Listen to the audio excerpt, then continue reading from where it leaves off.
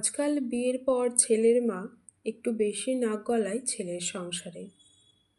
বিয়ের পর প্রতিটি সিদ্ধান্তের জন্য যদি বাবা মার কাছে যেতে হয়, তাহলে আপনি বিয়ে করেছেনই বা কেন? আপনার বিয়ে করার বয়স হয়েছে মানে সিদ্ধান্ত নেবার বয়স হয়েছে।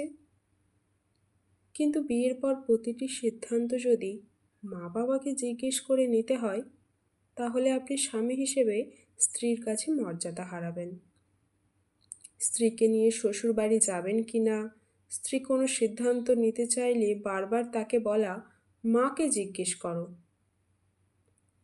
স্ত্রীকে নিয়ে বাইরে যাওয়ার আগে বারবার অনুমতি নেওয়া লাগলে এটার ফল আসলেই নেতিবাচক। সাময়িক মনে হতে পারে কোনো অসুবিধা তো হচ্ছে না, কিন্তু আপনার স্ত্রীর মনে ক্ষোভ জন্ম নেয়। আপনার প্রতি তার সম্মান বোধ উঠে যায়। মাঝে মধ্যে তার কিছু ইচ্ছে করলে আপনি বলেন, দেখি মা কি বলে। তখন হয়তো সে কিছু বলে না, কিন্তু মা যদি না করেন, মায়ের ওপর না, বরং আপনার ওপরই তার রাগ হয়। আপনি পারিবারিক গুরুত্বপূর্ণ সিদ্ধান্তে অবশ্যই মা বাবার পরামর্শ নেবেন, তাদেরকে শ্রদ্ধা করবেন। কিন্তু স্বামী হিসেবে আপনার যে কর্তৃত্ব আছে, সেই কর্তৃত্বের চর্চা আপনিই করুন। আপনার মা বাবাকে করতে দিবেন না। স্ত্রীর কোনো আবদার নাকচ করতে চাইলে তাকে বুঝিয়ে আপনিই নাকচ করুন।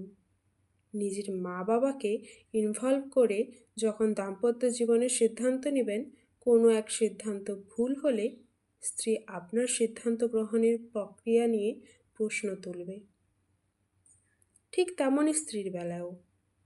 স্ত্রীরা বেশিরভাগ কথা তার মায়ের সাথে শেয়ার করে।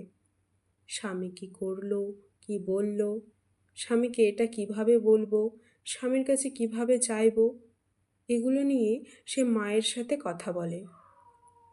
মাও খুব আগ্রহ নিয়ে মেয়েকে বুদ্ধি দেন। বিয়ের পর গুরুত্বপূর্ণ ইস্যু ছাড়া দৈনন্দিন এসব ব্যাপারে মেয়ের মা যত ইনভলভ হবে, পারিবারিক অশান্তি তত বাড়বে। মা যদি জিজ্ঞেস করে, এটা বলার পর জামাই কি বলল, স্ত্রীর তখন স্পষ্টভাবে বলা উচিত, সরি মা, ও আমাকে কি বলেছে সেটা তোমাকে বলতে পারবো না। একজন স্ত্রী হিসেবে স্বামীর প্রতি আপনার এই আত্মসম্মান থাকা উচিত।